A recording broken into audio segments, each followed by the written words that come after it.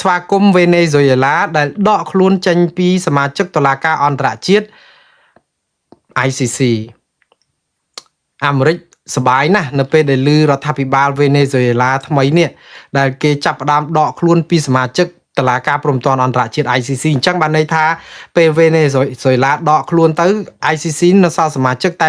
124ប្រទេសទេសប្តាហ៍ថ្ងៃ125ដកនេះគឺវេណេស៊ុយអេឡាគេធ្វើផ្គាប់ចិត្តអាមេរិកព្រោះអាមេរិកប្រហែលថ្ងៃនេះគាត់ធ្វើយុទ្ធនាការរំលាយអង្គការចាត់តាំងរបស់តុលាការព្រំដែនអន្តរជាតិនេះដោយសារអះអាងថាជាតុលាការនយោបាយជាតុលាការមកចង់រំលោភដែនអធិបតេយ្យអាមេរិកព្រោះចង់ផ្ដន់ទាទោសទៅហ៊ានអាមេរិកតែអាមេរិកថាតុលាការគេល្អហើយអត់ចាំបាច់ទៅកាត់ទោសនៅសាលាព្រំដែន ICC នឹងទេអញ្ចឹងដោយសារ ICC ចង់ស៊ើបអង្កេតទៅហ៊ានអាមេរិកយកទៅផ្ដន់ទាទោសអញ្ចឹងអាមេរិកមានយុទ្ធនាការរំលាយចោលដល់អញ្ចឹងទៅប្រទេសសម្ព័ន្ធមិត្តអាមេរិកដូចជាវេណេស៊ុយអេឡានេះគេចាប់ផ្ដើមផ្គាប់ចិត្តអាមេរិកក៏ចាប់ផ្ដើមដកខ្លួនចេញមកបន្តិចទៀតនឹងមានប្រទេសផ្សេងទៀតដកខ្លួនជាបដាអីចឹងមានអីឆ្ងល់ទេបងប្អូននេះជារឿងនយោបាយប៉ុន្តែតឡាការនេះនឹងមិនរលាយទេតឡាការព្រំដែនអន្តរជាតិនេះបង្កើតដោយលក្ខន្តិកៈក្រុងរ៉ូមមិនមែនបង្កើតឡើងដោយលោកត្រាំទេដូច្នេះគេនឹងមិនរលាយទេគាត់ថានេះគឺជានយោបាយដើម្បីឲ្យបន្សាបនយោបាយតឡាការនេះកុំឲ្យបាក់ទឹកចិត្តទៅហ៊ានអាមេរិកដែលកំពុងតែវាយនៅអ៊ីរ៉ង់ហើយតកតនឹងអ៊ីរ៉ង់ហ្នឹងអាមេរិកលោកត្រាំគាត់ថាសង្គ្រាមនៅអ៊ីរ៉ង់នេះប្រហែលជាមួយខែទៀតចប់ហើយគាត់ថាវាយសន្ធប់ឲ្យអស់ចេះមួយខែទៀតចប់គាត់ថាតែអញ្ចឹងគាត់ថាចប់តាំងពី3សប្តាហ៍6សប្តាហ៍អីដំបូងឥឡូវមកប្រហែលខែបងប្អូនតាំងខែ2មក6ខែហ្នឹង5ខែឥឡូវគាត់ថានៅ3សប្តាហ៍ទៀតចប់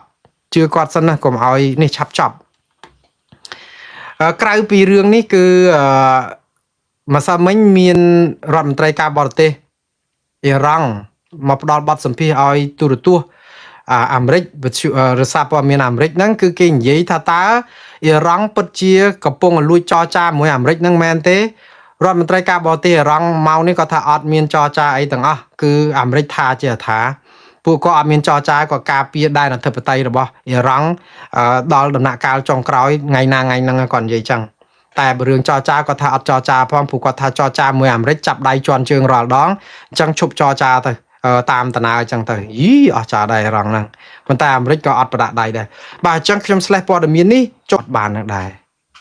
ខ្ញុំនិយាយពីអ្នកដែលគ្រប់គ្រងរដ្ឋាភិបាលនិងគណៈបព្វជិជនកាប់មុខនឹងគ្មានអ្នកណាក្រៅពីក្រុម Fresh News ទេបងប្អូនខ្ញុំនិយាយទៅមិនចង់នឹកនានឹងយកពួកគាត់មកនិយាយទេខ្ញុំគ្មានពេលវេលានឹងត្រូវនិយាយពីរឿងពួកគាត់ទៅវាអត់ប្រយោជន៍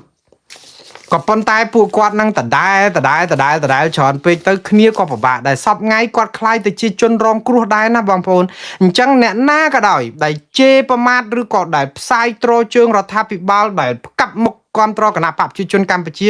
នៅពេលដែលអស់លោកខ្លាយទៅជាជនរងគ្រោះនៃអំពើអយុត្តិធម៌នៃរបៀបដឹកនាំរដ្ឋនេះគឺអស់លោកនឹងទទួលបានសមានចិត្តពីមួងណារ៉េតហើយសិលធម៌របស់ខ្ញុំមិនចំពោះអ្នកជេរខ្ញុំអត់ដែលឮលោកម្នាក់នេះជេរខ្ញុំគ្រាន់និយាយថាអ្នកណាក៏ដោយអ្នកឯងជេរខ្ញុំប៉ុណ្ណាក៏ដោយអ្នកឯងមើលងាយខ្ញុំប៉ុណ្ណាក៏ដោយតែនៅពេលអ្នកឯងខ្លាយខ្លួនទៅជាជនរងគ្រោះនៃអំពើអយុត្តិធម៌គឺខ្ញុំនឹងមានសមានចិត្តចំពោះអ្នកហើយខ្ញុំអត់មានសមានចិត្តចំពោះបុគ្គលអ្នកទេព្រោះបាតផ្សារពៀលាប៉ោឡែជេរបរាយកាយឪពុកគឺខ្ញុំមិនអាចអនុគ្រោះអាហោសកម្មឲ្យអ្នកបានមែនហើយប៉ុន្តែអំពើយុត្តិធម៌ខ្ញុំដើម្បីរកយុត្តិធម៌ជូនអ្នកដែលរងអំពើអយុត្តិធម៌គឺខ្ញុំនឹងធ្វើខ្ញុំនឹងផ្សាយហើយខ្ញុំអត់គិតពីបុគ្គលទេរឿងនេះគឺតាក់ទងលោកវ៉ាន់សារាយបងប្អូនស្គាល់គាត់ហើយលោកវ៉ាន់សារាយនិយាយពីផោមលោកហ៊ុនសែនក៏អូបផោមលោកហ៊ុនម៉ាណែតគឺក៏អូបចឹងហ្មង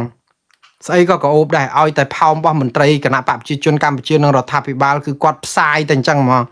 ព័ត៌មាន Fresh News នេះគឺជារោងចក្រផលិតព័ត៌មានคล้ายៗដែលត្រូវបានសារព័ត៌បណ្ដាញណាមួយនៅអន្តរជាតិការខ្ញុំនៅអាស៊ីសេរីក៏គេផ្សាយដែរថានិយាយទៅក៏ផ្សាយពិតតែរឿងមួយឯងគឺរឿងគម្រាមកំហែងក្រុមប្រឆាំងដែលគាត់ថាលោកហ៊ុនសែនចេញចាប់ហើយគឺចាប់ហើយតែលោកហ៊ុនសែនថាចុះទៅទាំងយប់គឺចុះទៅទាំងយប់ហើយអាហ្នឹងគឺពិតហ្មងប៉ុន្តែបើព័ត៌មានពីរឿងស្អីគួរឲ្យទុកចិត្តគឺសុទ្ធតែព័ត៌មានប្រជាពិធដ្ឋ cứ tha bà lại kê cứ khó bỏng bong tua lấy bỏng pla nâng đầm bay oi rọt tha bị bán nâng ơ cha ớt khó bị nạ xa bò miên na mùi đành dây tha bánh thì lại dồn họ thay ớt bò mùi cứ rương ép đập bò mùi thay họ mò tạ bay bánh thì lại ớt bò mùi hai dây ta phải chia bọt khmai nâng nơi tại tam đan ô ớt rùm lóng hai do chuôn ca cho một xua không nè lục ní kinh dây tha Campuchia dương ớt cha nó nè Campuchia dương cứ miền mục mọt này Americ ở lâu màu võ dương á hay đọc về trong khơi một con nhầm thà nó nói luộc năng ấy đành giấy thạ dồn ho ép đọc của muối kêu pram thạ pin prey hay đài dồn ho thay admin thạ muối sao hạt ấy ban chia nom kia do po đầm miền trăng mà oi trong mớ trong pong ở chừng hạt ấy ban chia dương nom kia từng coi pichara na nâng phim ắt phải giáo nâng nhầm pong tại chừng hạt ấy mình ô rầm lon khla tới hạt ấy ban chỉ khiêm lộc bol mà ngay qua lưng nhỉ họ tập pel tới bắt tập tập ắt ban lộc tập cài sầm ram do mà đã pin một thuyền khiêm hay mà oi khiêm coi vi phê lộc ắt miên sâu chặt khiêm tên chẳng sầm ramបែបនេះដុតចោលខ្លះទៅកប់ចោលខ្លះទៅប្លុកចោលខ្លះទៅហើយខ្ញុំសូមប្រាប់បងប្អូនទាំងអស់គ្នាបុគ្គលណាក៏ដោយដែលនិយាយកុហកនិយាយជេរប្រមាថការទៀននិយាយបំផ្លាស់និយាយដើម្បីតែប្រយោជន៍ MMO អត់ត្រូវមានគុណតម្លៃសូម្បីតែប៉ុនសរសៃសក់នឹងយកមកពិចារណាឬគឺពិគ្រោះគ្នាពីរឿងគាត់និយាយអីព្រោះអ្វីដែលគាត់និយាយអីក៏ដោយចាប់ពីថ្ងៃដែលគាត់ចាប់ផ្ដើមជេរគ្នាថ្ងៃដែលចាប់ផ្ដើមស្រាតសរងគ្នាថ្ងៃដែលគាត់និយាយកុហកគឺអស់ហើយខ្វះអីមនុស្សដែលគេនិយាយពិតមានអីមកកណោហាត់អីមិនទៅស្ដាប់មនុស្សចោលមកសៀតអញ្ចឹងទៅវិញខ្ញុំពងតែឆ្ងល់ប្លុកគាត់ចោលទៅថ្ងៃណាក៏យកមកសួរខ្ញុំថ្ងៃណាក៏យកមកសួរប្រាប់ថាខ្ញុំប្លុកចោលអស់ហើយកុំយកមកនិយាយអីទៀតជួយគ្នាណាបងប្អូនប្លុកអូសរំលងឈប់ស្ដាប់អ្នកណាក៏ដោយឲ្យតែនិយាយប៉ាតណាប៉ាតណីស្ដាប់អីលែងបាល់ឈប់ទៅហើយមួងណារ៉េតនឹងក៏អញ្ចឹងដែរបើបងប្អូនយល់ថាព័ត៌មានមួងណារ៉េតនឹងស្ដាប់លែងបានប្លុកមួងណារ៉េតចោល unfriend unfollow ឈប់និយាយចប់ហើយជូតទឹកភ្នែកបន្តដំណើរទៅទៀតបងប្អូនរឿងច្រើនណាស់ហើយកុំទៅពុលជាមួយនឹងមនុស្សដែលគេជួលឲ្យបាយ3ពេលដើម្បីមកប្រឡប់ទៅស្ដាប់យ៉ាងម៉េចមនុស្សបញ្ញវន្តបណ្ឌិតឬក៏អ្នកផ្សាយព័ត៌មានយ៉ាងម៉េចនៅពេលដែលយើងនិយាយកុហកហៀកែងហើយបងប្អូននៅតែស្ដាប់រហូតមនុស្សជេរម្រាយគ្នាពេញសង្គមយកមកជាគ្រូបាអាចារ្យស្ដាប់ដែរអត់យល់ខ្ញុំអត់យល់បងប្អូនយើងត្រូវคลายទៅជាអ្នកដែលចេះផ្ដាល់បន្ទុកឲ្យពួកគាត់ហើយត្រូវចេះបដិសេធទាត់ចោលដើម្បីឲ្យគាត់រៀងចាលនៅពេលដែលយើងឈប់ស្ដាប់ឈប់ពិចារណាឈប់គិតឈប់និយាយពីគាត់អស់ក្បាច់ហើយរាល់ថ្ងៃហ្នឹងគាត់ជួដោយសារបងប្អូននៅតែចែកអីអញ្ចឹងទៅព័ត៌មានហ្នឹងដដែលខ្ញុំថាមនុស្សយើងណានិយាយកុហកម្ដងចាត់ទុកថាគាត់អត់មានកំហុសទេនិយាយជេរម្ដងជួនកាលជាការជ្រុលជ្រោះគាត់មិនមែនព្រះទេអនុគ្រោះឲ្យឱកាសគាត់តែចាប់ពី2ដងឡើងទៅហើយបានហើយអត់ត្រូវពិចារណាអត់ត្រូវបាច់គិតគូរគិតឲ្យឱកាសអីទេបានហើយព្រោះអីមនុស្សបាតផ្សារពីលាប៉ោឡាយអីចឹងតែយើងយកមកចែកទៅអីទៀតអញ្ចឹងម្ដងទៀតលោកវ៉ាន់សារាយនេះគឺជាឃោសនិករបស់គណៈបកប្រជាជនកម្ពុជាជាអ្នកត្ររបស់រដ្ឋាភិបាលនេះគឺថាស្លាប់ខ្លួនធ្វើព័ត៌មានពិធីសារទេយើងទៅសម្ភាសអ្នកណាក៏ដោយគឺគាត់បងប្អូនដែលឮអាព័ត៌មានពិធីសារហ៎ព័ត៌មានពិធីសារហ្នឹងគឺបើចង់ទៅសម្ភាសអ្នកណាគឺយើងសម្ភាសដើម្បីឲ្យអ្នកហ្នឹងមានមុខមានមាត់យកតែចំណុចវិជ្ជមានល្អនិយាយទៅសើពីគេចឹងទៅរដ្ឋាភិបាលធ្វើខុស1លានដងទៅសម្ភាសថ្នាក់ដឹកនាំហ្នឹងគឺសម្ភាសសួរទៅហៅរឿងរដ្ឋាភិបាលគណៈបកប្រឆាំងឬក្រុមដែលគេរិះគន់ទៅវិញអត់ទៅរករឿងអ្នកដែលប្រព្រឹត្តខុសទេហ្នឹងគឺពិធីសារហ្នឹងក្រុមគាត់ធ្វើអញ្ចឹងហើយខ្ញុំមិនដែលតាមដានស្ដាប់ទេណាស់តែអូសអត់ផុតសោះហើយឥឡូវអូសអត់ផុតហ្នឹងមានបងប្អូនយកមកញុកនៅក្នុង inbox ខ្ញុំទៀតតែលោកវ៉ាន់សារាយនេះខ្ញុំយកមកផ្សាយដោយសារគាត់ជាជនរងគ្រោះនៃអង្គើអយុធធម៌នៅប្រទេសកម្ពុជាហើយលោកជាអ្នកផ្សាយព័ត៌មានចាំទេបងប្អូនអាកាលថ្ងៃដែលគេដោះលែងទាហានយើងដែលជាឆ្លើយសឹក18នាក់ហ្នឹងលោកសារាយនេះគឺគាត់ស្រែក ยุติธรนะยุติธรนะពេញឡានដោយសារអីគេមកឲ្យទៅផ្សាយគេឲ្យអ្នកណាបាត់ទៅគ្នាគេបាក់ពួកគេអញ្ចឹងគាត់អត់បានចូលអត់បានរូបអត់បានអីផ្សាយខំបើកឡានតាំងពីណាណីដល់ទល់ដែនគាត់អង្គុយថាអយុធធរណាអយុធធរណាខ្ញុំថាស្រែកបើកាលអយុធធរពួកគណៈបពប្រឆាំងអស់លោកនឹងនិយាយពីលៀបពណ៌គេនោះលៀបដល់ពេលខ្លួនឯងអយុធធរខ្លួនឯងស្រែកចង់បែកឡានគ្មានណាជួយឥឡូវទៀតម៉ានថ្ងៃនេះគាត់ផ្សាយឲ្យលុបចោលអស់ហើយដូចកអណ្ដើកចឹងគាត់ផ្សាយពីរឿងតាហ៊ានតវ៉ារឿងខ្វះអាហារនិងកាត់លុយតាមពិតបងប្អូនតាហ៊ានឲ្យព័ត៌មានខ្ញុំនឹងរាល់ថ្ងៃហ្នឹងអារឿងកាត់លុយរឿងអាហារហូបមិនគ្រប់ប៉ុន្តែយើងជាអ្នកផ្សាយព័ត៌មានដើម្បីរកយុត្តិធម៌យើងចេះតែផ្សាយគាត់នៅក្នុងស្រុកខ្មែរដែលគាត់គិតថាគាត់ផ្សាយអីក៏បានគាត់ត្រូវគ្នាជាមួយលោកហ៊ុនម៉ាណែតជាមួយលោកហ៊ុនសែនព្រោះ Fresh News ហ្នឹងគឺជាសេកជាឧបករណ៍ឃោសនារបស់គណៈបកកណ្ដាលអំណាចឥឡូវខ្លួនគាត់ក៏រងទុកដែរផ្សាយអត់បានគាត់ទៅផ្សាយអត្ថបទរបស់តាហ៊ានណាដែលរាប់ទំព័រដាក់ពីរឿងបញ្ហាអាសកម្មរឿងកាត់លុយរឿងម្ហូបអាហាររឿងរបស់ប្អូនរឿងស្អីតាហ៊ានជួមុខគេតវ៉ាអីដឹងគាត់និយាយថាម៉េចទេគាត់ផ្សាយដើម្បីរកដំណោះស្រាយព្រោះអីតាហ៊ាននៅជួមុខផ្ដាំគាត់មកច្រើនពេកដើម្បីឲ្យគាត់ជួយផ្សាយខ្លះទៅព្រោះគ្នាលំបាកក៏ដាក់ថាចេះចង់រកដំណោះស្រាយឥឡូវគេដាក់គំនាបមេដាក់គំនាបទៀតក្រៅពីថ្លៃម្ហូបពួកគាត់នៅលើកបញ្ហាបែងចែកស្បៀងទៀតរឿងតបមិនចង់បង្ហោះទេតែពួកគាត់ស្នើពេកព្រោះចង់មានដំណោះស្រាយនឹងបានជ្រាបដំណឹងដល់ថ្នាក់ដឹកនាំតបក្នុងនោះក៏មានការបំភ្លឺទាំងខាងកងតបតវ៉ានិងមេតបដែរដល់ពេលចុងក្រោយនឹងគាត់ថាម៉េចទេលុបអស់ហើយឥឡូវលុបអស់ហើយលុបអស់រលែងឃើញហើយតែសំណាងដែរដែលមាន fan របស់ខ្ញុំគាត់យកមកញុកឲ្យខ្ញុំបើឲ្យខ្ញុំទៅតាមដានពួកគាត់អត់ប្រយោជន៍ទេបងប្អូនតែឥឡូវជាជនរងគ្រោះជួយផ្សាយឲ្យគាត់ដែរ fan របស់ខ្ញុំយកមកញុកនៅក្នុង inbox ខ្ញុំហ្នឹង screenshot មកអ្វីដែលគាត់ផ្សាយនៅតែយើងនេះអត់តន់លុបចោលអស់ព្រោះនៅស្រុកខ្មែរអញ្ចឹងឯងផ្សាយដូចមេធាវីណាមួយកុំតែ print screenshot តន់កុំឲ្យគាត់លុបចោលអស់ទៀតគាត់ថាការងារសម្ងាត់តបត្រូវទម្លាក់វិញហើយបើមិនចង់ហូបបាយក្រហមដឹងនៅនឹងដឹងហ្នឹងហើយលោកស្រឡាញ់មេអស់លោកនឹងនិយាយពីផោមក្អូបហ្នឹងឥឡូវតែនិយាយខ្លួនឯងព័ត៌មានពិតអីផ្សាយក្នុងនេះជាអ្នកព័ត៌មានក៏ផ្សាយតែបានផងហើយគាត់ថាខ្លាចបាយក្រហមលុបឲ្យការសម្ងាត់មានតែទុកឲ្យស្ងាត់ចោះការសម្ងាត់តបបងប្អូនកងតបមានបញ្ហាអ្វីខ្ញុំលែងទទួលហើយព្រោះជាការសម្ងាត់តបសូមទានជ្រាប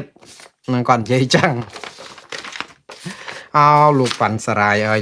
លោកអត់ដឹងទេចឹងលោកអត់ដឹងថាលោកកំពុងរស់នៅក្នុងរបបផ្ដាច់ការមួយដែលនៅតែថ្ងៃតាលោកនៅតែថ្ងៃដែលលោកខ្លាចជាជនរងគ្រោះតាលោកជាអ្នកគ្រប់គ្រងគណៈបព្វជិជនផ្កាប់មុខក៏ដោយគ្រាន់តែវាមិនទាន់ដល់វេនលោកតាឥឡូវដល់បដើហើយ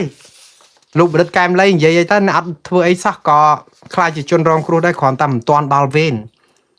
ពួកអង្គើអយុធធម៌នឹងវាច្រើនពេកឥឡូវជាអ្នកសារព័ត៌មាននិយាយស្អីជួយតបក៏និយាយតាមបានគេឲ្យបិទអស់អាសូរដែរលោកវ៉ាន់សារាយហើយលោកនាំគ្នាបិទលោកវ៉ាន់សារាយទៅប៉ុន្តែតបជួយដោះស្រាយគ្នាផង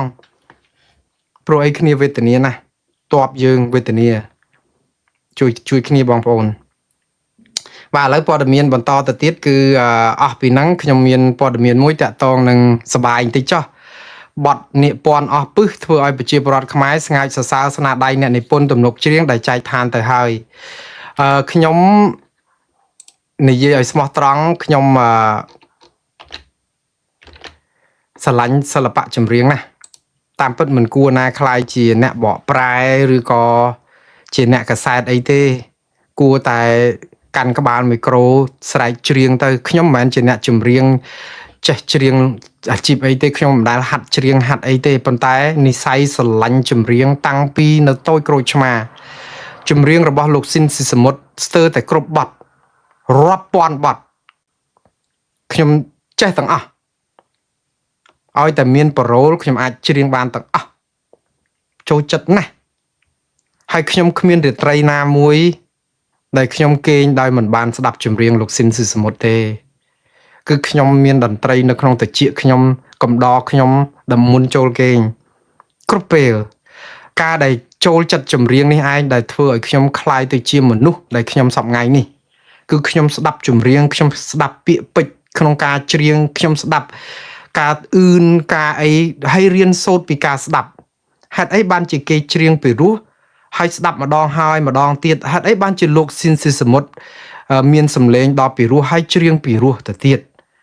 ហើយយើងស្ដាប់ទៅធ្វើតាមទៅច្រៀងតាមទៅយូរទៅធ្វើឲ្យការច្រៀងហ្នឹងអូកុំតែនិយាយរឿងទៅថាព្រោះដោយលោកស៊ិនសមុទ្រគឺយើងច្រៀងបានក៏ប៉ុន្តែមិនអាចប្រដូចអធិរាជសម្លេងមាសលោកស៊ិនសមុទ្រនេះទេរកអ្នកច្រៀងដោយគាត់មិនបានទេគឺពិសេសណាស់សម្លេងគាត់នេះប៉ុន្តែបទគាត់ដែលច្រៀងភាគច្រើនគឺបទពីរោះអាបទពីរោះហ្នឹងមួយយ៉ាងហើយមានអាចចម្រៀងអ្នកច្រៀងពីរោះមានទឹកដមមានសម្លេងហ្នឹងគឺមួយយ៉ាងទៀតហើយស្ដាប់គាត់មិនមែនស្ដាប់តែចម្រៀងទេគឺស្ដាប់ទាំងអត្ថន័យខ្លឹមសារអក្ខរាវិរុទ្ធដែលច្រៀងហ្នឹងជាកាបឃ្លោងជាពាក្យពេចន៍ដើម្បីជួយដល់ការរៀនភាសាខ្មែរខ្ញុំតាំងពីទូចក្រូចឆ្មាមកអញ្ចឹងហើយបានជាការនិយាយស្ដីពាក្យពេចន៍និយាយរបស់ខ្ញុំហ្នឹងគឺអត់ពិបាករនឹកច្រើនទេ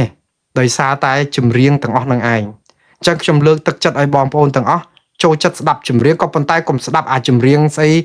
កឆាក់កឆុងស្អីណាអត់បានបត់ដែលម្ចាស់បត់នៅតែចម្រៀងស្លាប់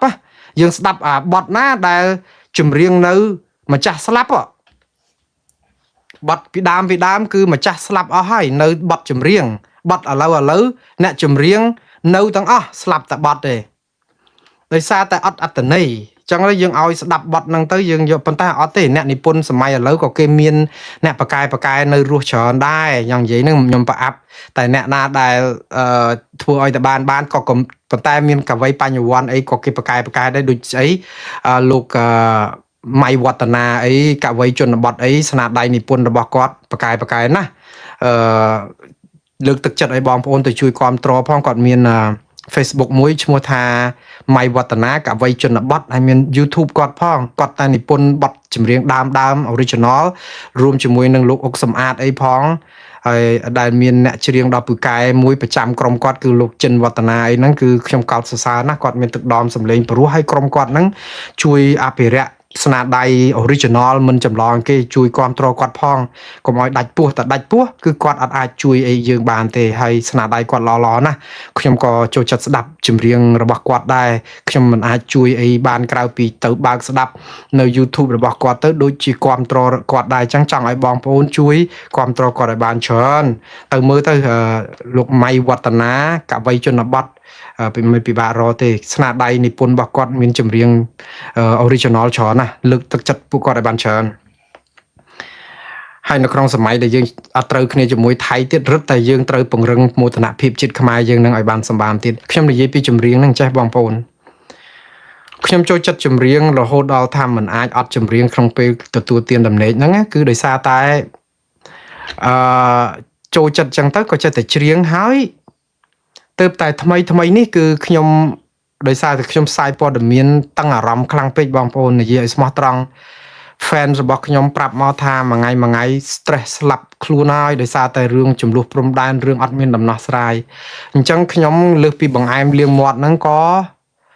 បង្ហើរសំនៀងអីបន្តិចតួចទៅគ្រាន់កំដរឲ្យបងប្អូន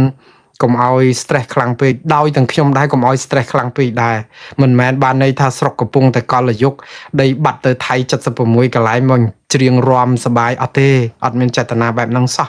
គឺដើម្បីទី1បង្កបរិយាកាសកុំឲ្យវាតឹងខ្លាំងបន្ធូរអារម្មណ៍ខ្លះទៅឲ្យបងប្អូនដែលស្ដាប់ចូលចិត្តមួងណារ៉េតហ្នឹងក៏បានធូរអារម្មណ៍ហើយមួងណារ៉េតខ្លួនឯងហ្នឹងក៏បានធូរអារម្មណ៍បទចម្រៀងហ្នឹងគឺវាលងតាមមនោសញ្ចេតនាហើយបទចម្រៀងចុងក្រោយថ្មីនេះដែលខ្ញុំទើបតែបង្ហោះកាលពីប្រហែលម៉ោងហ្នឹងទេបងប្អូនគឺមានការចាប់អារម្មណ៍យ៉ាងខ្លាំងមកដល់នេះគឺមានអ្នកចូលមើល 90k បងប្អូនច្រើនមែនតើ16ម៉ោងមានមនុស្ស 90000 នាក់ចូលស្ដាប់បទចម្រៀងហ្នឹងនេះជាចម្រៀងមួយបទដំបូងក្នុងរយៈពេលចុងក្រោយដែលខ្ញុំបានច្រៀងចម្រៀងប្រហោះនេះមាន7 8បទហើយ7បទហើយតែ7 8បទហើយបទនេះគឺជាបទដែលមានប្រជាប្រិយជាងគេបំផុតដែលបងប្អូនយកមកណែគ្រប់គ្រងខ្ញុំណាគឺ90000នាក់នៅក្នុងពេលមិនដល់24ម៉ោងច្រើនណាស់ บัดมุนอย่างจรานบานใบเมินบูนเมินเนี่ยให้ได้บานบัดนี่ละใบไหมจำนองเชิงคือเนียปอนออกปึมาบองโปนสดับบอดลูกซินสิสมดปีดาวให้โจจัดบอดบันดามฮาราหรือก็กิสกอลทาฮาราตัวตีนั่นนะจำลายฉลายปรับเรียบรอบสิกได้ยังนะนุบอดลูกซินสมดปีดามเฉียงบอดนั่งปรัวนะเมโลดี้นั่งก็ปรัวอัตเนยก็ปรัวก็ปันท้ายจำเนกากรอยมอกของชนำมีปอนปุ่มบริการซับคือตัวสวอตชนำการซับมีนกับไว้นิปนยังเหมือนเนี้ยชมูลูกเคียวกะท่าตามเปิดกูไอสาวสดายได้ลูกเคียวกะท่าคือเชียมาจากผลิตกรรมกรรมก้อบตามขยมจ้ำขยมอาจหนึ่งทลอดลอยปันท้ายกอดเชียกับไว้นิปนดอจำนับได้ปรากฏนิปนบอดจำเรียงหรือก็ไอ้นังบองโปนดังไงบอดลุสายโจลบาได้ลูกมินสถิวันไอยมเชียงนั้นคือเจษนาได้นิปนระบอบลูกเคียวกะท่าเต้ให้ลูกโดยขยมจำเรียบจังทากูไอสาวสดายโดยซาตายมาจ้ะสนาได้นี้บานตัวเราในกิจกรรมบัตรให้โดยซาจุงงือสวดกาลปีใครวิจิกาชนำปีปอมมาเพย์ปรามบ้องพ้นก็ตัวในกิจกรรมเติมแต่ประมาณใครผมเนาะคือในเปได้ไทยไวขมายบานมาเปล่าไงกะกระดานั้นก็ในมีชีวิตในลายเตตัวแต่เปตรอมต่างหากอัตวันคือสลับมุนไทยไวขมายเลือกตีปีคือใครวิจิกาชนำปีปอมเพย์ปรามไทยไวขมายเลือกตีปีใครธนูลูกเขียวกะทาก็มีสนาใดนิปนมวยได้ยกบอดนิปอนออกปืนนี้เอาลูกสักลูกจักเสียงสำนองจะเนี่ยเชียงลูกจักเสียงสำนองนี่ก็มีเต็บกับซอลจีเนี่ยจำเรียงสำเนียงกระอ้วนกระไอนะขยมสลันตึกดอมสำเนียงเจ้าจัดตึกดอมสำเนียงระบอกกอดนะกอดมีจำเรียงจานบอดได้กอดจเรียงบอดลูกสิ้นสมุดบานปรัวยังถ้ากลมยัยถึงโดยสำเร็จลูกสิ้นสมุดปันตายกอดจเรียงบานจำรัวปรัวนะลูกจักเสียงสำนองคือเนี่ยคลาสกอลแต่ลูกเสียงสำนองเต้ตามปัจจุบันหรือว่ากอดคือจักเสียงสำนองนั้นคือกอดยกลูกคิวกะท้าไปได้ในปนบอดในปอนออกปืนนั้นคือยกบอดนี่เอาลูกจักเสียงสำนองเชียงดับใบตามปัจมันปีบาเต้ได้ซาแต่เมโลดี้นี่คือเชียตุ่มนกเพลงจ้ะหรือบ่มรดาวระบอบลูกสินสมุดนางม้ามีนบอดฮาราตุตีนางสลับหายจังกอดกรอนตายฟื้นตุ่มนกเชียงทำไมแต่ปนังไอลูกเขียวกะท้ากอดกรอนตายในปนตุ่มนกเชียงทำไมคือคลำซาทำไมได้กอดดักจำนองเชิงท้าฮาราตุตีสมตัวนี่ปอนออกปื้อได้แมนแตนเตอร์คือกอดรีบรอบอมปีตกเสาในการชิจับระบอบกอดอมปีกาบัดตึกใดขมายเตอเวียดนามหนึ่งเตอไทยก่อนในเยี่ยมปีประวัติศาสตร์โดยชิจับคือเรื่องขมายสรันกับบัดใดเตอไทยขังเล็กนั่งกับบัดขังกาดนั่งกับบังได้โดยซาแต่ขมายกัมพูชีกราวได้เตอเวียดนามจังได้ก่อนในเยี่ยจำนองเชิงเนียปอนออกปืนนั่นก็กอดสำได้เตอเลือทาเนียปอนได้โชอย่างตรได้ในขนมตึกใดอาณาจักรกัมพูชีนี่หัดไอ้ก็ออกปุ๊ออกปื้มันอาจหนึ่งกาเปียตุบกุมอ้อยได้ขมายบัดตือบอร์เตจิตคางบานนะกอดสรนะนะกอดในเยธาเนียปอนออกปื้คลายคลวนจิตหม้ออับสราแกน้อโชสระตึกแผนกใบย้อนกระดาหมกสาวกาสังเวชตับปรมยมสายสเตอร์ใบลูกไก่กอดทาปรางเปรวิฮีรังเงียมันในไอ้สายทงกระไดคลายโดยชมุทไมโดยกัมพูชีกราวมสรนสับทั้งไงกรงขมายดอลลาร์ใบเซียมยุนหยกขางเล็กเกาะบัดขางกาดเกาะบังก่อนดาเล็กลงสเตอร์ลวกประลึงขนมเพลิงสังเกรียมเจ้าสัตยกจังดำไรกบาลรึงจุลพนอลชีวิตตัวแดนดักทรายขมายสเตอร์ดักปูดเซียมยุนกับโหดลุยพลันเหมือนกึดยกสไลแตะสนายยกประแตะจัดทั้งไงกราวใดปิดขมายนือปนนาบทนี้คือโลกนิพนธ์ตั้งปีชนะไปปอมผมบุญรอยไก่ซับว่าบองปนแล้วเมื่อปีปอมมาเพย์ผมมวย30 ชนะไหม30 ชนะไหมบทนี้ปนตายวิมีนอัตเนยวิหะไปโดยจิโลกเติบแต่นิพนธ์มาซ้ำไม่เนี่ยบทตัวใบจิโลกตัวหลังจากกรรมขยมสมติศนาใดนี่แต่ดอลโลก คาถาได้บานใจทานแต่ให้สมไอ้ลูกแต่การสุขติภพจ้ะไอ้บานสกสารจ้ะปลูลูกเสบอดนี่vì trâu nắng về đại lục slap trâu nắng cứ ai lấy nước tắc đây khai giống trâu thay lệp chặt sập mùi cả lại tiền prang prasad khai prasad khna prasad tamon tôi prasad tamon thum prasad ta cả bấy đol prasad pravihia còn nơi tại cho khmiên pul ấy đã khmiên pư đầm bay ai bằng crab thay ấy bàn sao រឿងនេះគឺវានៅដិតជាប់អារម្មណ៍របស់ខ្មែរយើងទៀតចឹងហើយបានជាបទនេះពេលដែលផ្សាយទៅគឺបងប្អូនមានការជក់ចិត្តយ៉ាងខ្លាំងហើយអ្នកខ្លះស្រក់ទឹកភ្នែកម្ដងទៀតបងប្អូនបទនេះគឺជាបទសំនៀងដើមរបស់លោកស៊ីនស៊ីសមុទ្រហោរាទូទាយឬក៏បណ្ដាំហោរាដែលយកមកកែប្រឡូលឡើងវិញថ្មីទាំងអស់ដោយលោកខៀវកថាហើយច្រៀងឡើងវិញដោយលោកចឹកសៀងសំណងកាលពី30ឆ្នាំមុនជាង តែឥឡូវនេះខ្ញុំបានច្រៀងសាកល្បងឡើងវិញទៅក៏មានបងប្អូនចូលចិត្តដែរហើយសូមអរគុណយ៉ាងច្រើនដែលបងប្អូនចូលចិត្តចម្រៀងនេះខ្ញុំគ្រាន់តែគិតថាចម្រៀងនេះវាហាក់បីដូចជានៅមានខ្លឹមសារនិងអត្ថន័យដដែលបាទឥឡូវបន្តទៅទៀតតកតងនឹងរឿងស្ត្រីខ្មែរដ៏ក្លាហានម្នាក់ទម្លាយរឿងកប់ជាង50ឆ្នាំអំពីការជួញដូរ សំទោសការជួយគ្នានៅក្នុងគ្រាក្រក្នុងសម័យខ្មែរក្រហមបាទគឺស្ត្រីដែលមានរហស្សនាមថាម៉ាដាមនេវីដែលជាខ្មែរអាមេរិករស់នៅរដ្ឋមីនីសូតាតែគាត់បានផ្ដល់បទសម្ភាសន៍ឲ្យខ្ញុំឲ្យខ្ញុំសម្ភាសគាត់ខ្ញុំបានចាក់ផ្សាយរួចទៅហើយបងប្អូនអាចរកបទសម្ភាសន៍នេះនៅ YouTube របស់ខ្ញុំក៏បានដែរដែលគាត់និយាយអំពីការជួយសង្គ្រោះជនជាតិអាមេរិកពីររូបគឺលោក Sean Flynn និង Dana Stone ដែលជាអ្នកកាសែត photo journalist បានន័យថាជាអ្នកកាសែតផ្នែកខាងថតរូបពីសង្គ្រាមពីអីហ្នឹងហើយត្រូវខ្មែរក្រហមចាប់យកទៅធ្វើទរណកម្មតែគាត់បានជួយឲ្យបានរួចអាយុជីវិតបានយូរក្រែលដែររហូតតតែបែកគ្នាហើយមិនដឹងទៅទីណាឥឡូវនេះអ្នកទាំងអស់នោះក៏អត់ទាន់បានទៅដល់ផ្ទះវិញដែរដែលគេសន្មតថាស្លាប់នៅក្នុងរបបខ្មែរក្រហមនោះទៅហើយសាច់រឿងនេះគឺមានភាពបតកលាគ្នារហូតដល់តែម៉ាដាមនេវីនេះគឺស្គាល់លោកអ៊ំកវីចិត្តជាយ៉ាងជិតស្និទ្ធលោកអ៊ំកវីចិត្តជាគឺជាម្ចាស់បទជំរំស្ទឹងសែនដែលគេយកមកកលៃជាស្ទឹងសែនប៉ារីឯណានោះ ខ្ញុំនឹងមានប្រវត្តិសាច់រឿងនេះនឹងជម្រាបជូនបងប្អូនលំអិតទៅទៀតនៅភាគក្រោយៗទៅទៀតក៏ប៉ុន្តែបងប្អូនខ្លះស្ដាប់រឿងនេះហើយថាជក់ចិត្តចង់បានស្ដាប់ភាគតទៅទៀតខ្ញុំនឹងអញ្ជើញគាត់ដើម្បីបានសម្ភាសបន្តភាគបន្តទៅទៀតតាក់ទងនឹងរឿងជួយសង្គ្រោះនិងប្រវត្តិសាវតានៃសាច់រឿងរបស់គាត់នៅក្នុងសម័យខ្មែរក្រហមនិងការជួយសង្គ្រោះមិនមែនតែជនបរទេសទេគឺជួយសង្គ្រោះជនជាតិខ្មែរដោយទាំងលោកអ៊ំកវីចិត្តជានឹងទៀតដែលអ៊ំស្រី ណែម៉ាដាមនេវីនឹងគាត់ជួយណាហើយទៅសាច់រឿងនេះស្ដាប់ទៅវាដូចជាពាក់កណ្ដាលទីតែបងប្អូនស្ដាប់ចប់ភាគទាំងអស់បងប្អូននឹងយល់សាច់រឿងស៊ីជម្រៅ